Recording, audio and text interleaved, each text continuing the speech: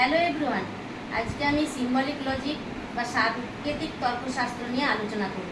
ভিডিওটা সম্পূর্ণরূপে দেখবে, সাবস্ক্রাইব করবে এবং লাইক করতে ভুলবে না। সাংকেতিক তর্কশাস্ত্রকে বা প্রতীকী যুক্তিবিজ্ঞানকে নব্যযুক্ত বিজ্ঞান নামে অভিহিত করা হয়। এখন প্রতীকী যুক্তিবিজ্ঞানের প্রতীক কী? এই প্রতীকী যুক্তিবিজ্ঞানের প্রতীককে দুভাগে ভাগ করা হয়। একটা হচ্ছে শাব্দিক প্রতীক বা বর্ণ প্রতীক। যেমন শাব্দিক প্রতীক যে কোনো ভাষার বর্ণমালা দ্বারা গঠিত হয়, যেমন এস, পি, এম ইত্যাদি। আর অশাব্দিক প্রতীককে দুই ভাগে ভাগ করা হয়, দৃষ্টান্তমূলক প্রতীক আর সংক্ষেপিত প্রতীক। দৃষ্টান্তমূলক প্রতীকের প্রতীকগুলি এমন যা নির্দিষ্ট স্থির ও অপরিবর্তনীয় কোনো কিছুর পরিবর্তে ব্যবহৃত হয় না, যা কোনো কিছুর পরিবর্তে ব্যবহৃত হয়। ন্যায় অনুমানে ব্যবহৃত, যেমন এস, পি, এম প্রয়োজন অনুসারে অন্য কিছুর পরিবর্তেও ব্যবহৃত হয়। এগুলি আবার অন্য ক্ষেত্রেও ব্যবহৃত হয়।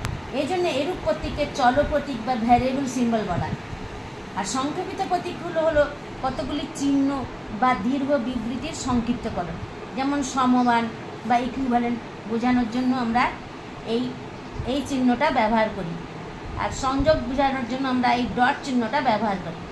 যেমন ডক্টর অফ ফিলোসফি এর সংক্ষেপিত প্রতীক হচ্ছে পিএইচডি। সংযোগী বচন কাকে বলে? এর সংক্ষেপিত প্রতীক কী? সংযোগযুক্ত বচন হলো একটি যৌগিক বচন যার অন্তর্ভুক্ত উপাদান বচনগুলি এবং, ও, আর, তবু, অধিকন্তু, তথাপি, সত্ত্বেও অনুরূপ কোনো সংযোগের দ্বারা সংযুক্ত হয়।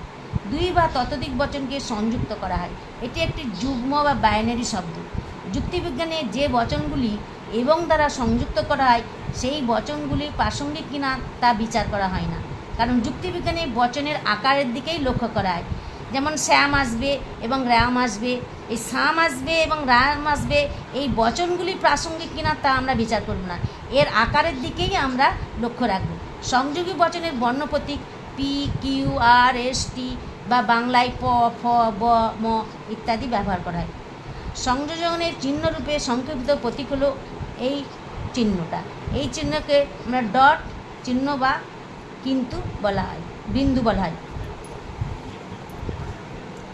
নমস্কার।